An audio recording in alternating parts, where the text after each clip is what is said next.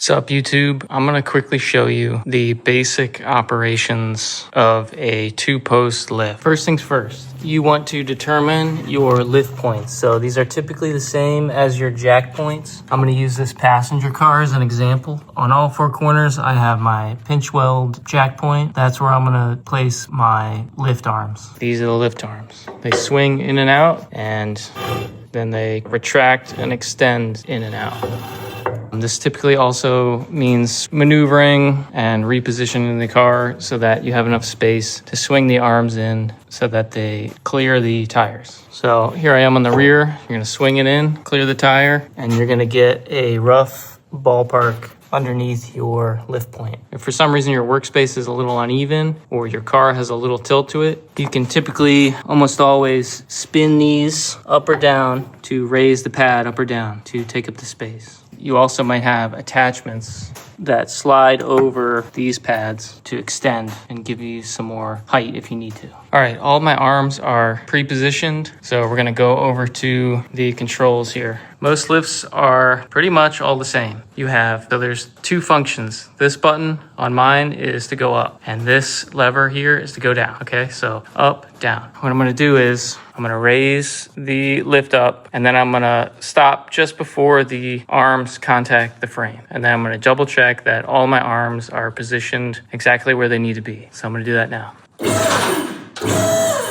So I kind of just bump it up, and I could see it made some contact. So we're just gonna go around, and you're just gonna double check that all your pads are where you want them to be. All right, I'm good to go. So next thing I'm gonna do is raise the vehicle. I'm just gonna get the tires off the ground, like 6 inches off the ground. And then I'm not gonna go crazy, but I'm gonna give it a little shake just to make sure that I'm good to go.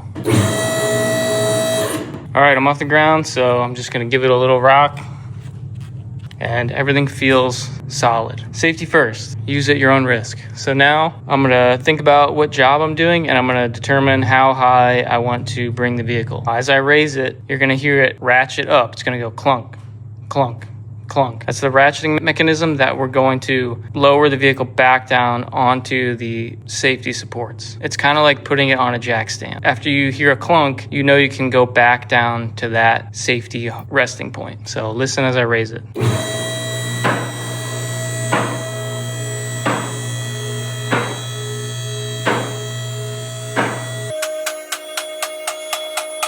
So I'm about chest height, and I think that'll be high enough for what I'm doing. So what I'm gonna do is I'm gonna lower it back down onto one of those vehicle static supports. I'm gonna go to this lever. You don't wanna just slam this in. You can feather it, and you can use two hands, and you can brace the hand that you're gripping the handle with, and you're gonna lower it. It's gonna go down about, 6 inches or so, and it's gonna rest on one of those safety points. So you basically just do more squeezing than pushing, and you'll see it's gonna lower it, and you can hear it. So now it's on a fixed jack point. So we're good to go. You can recheck everything, and you're ready to work on the vehicle. Okay, so now you're done with your work. We're going to first raise the lift off that static support point. And then once we do that, we're gonna go to each side, and we're gonna pull out these release cords. First, I'm gonna raise it just enough, get it off that point. Now I'm gonna pull this handle,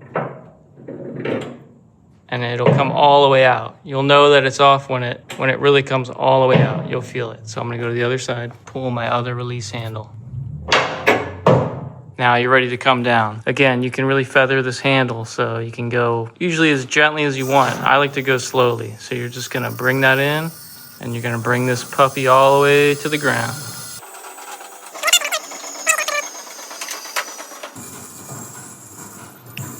So we're gonna bring it, and set it on the ground, and then after the car's on the ground, you still have more travel in the arms. So then after that, you're done.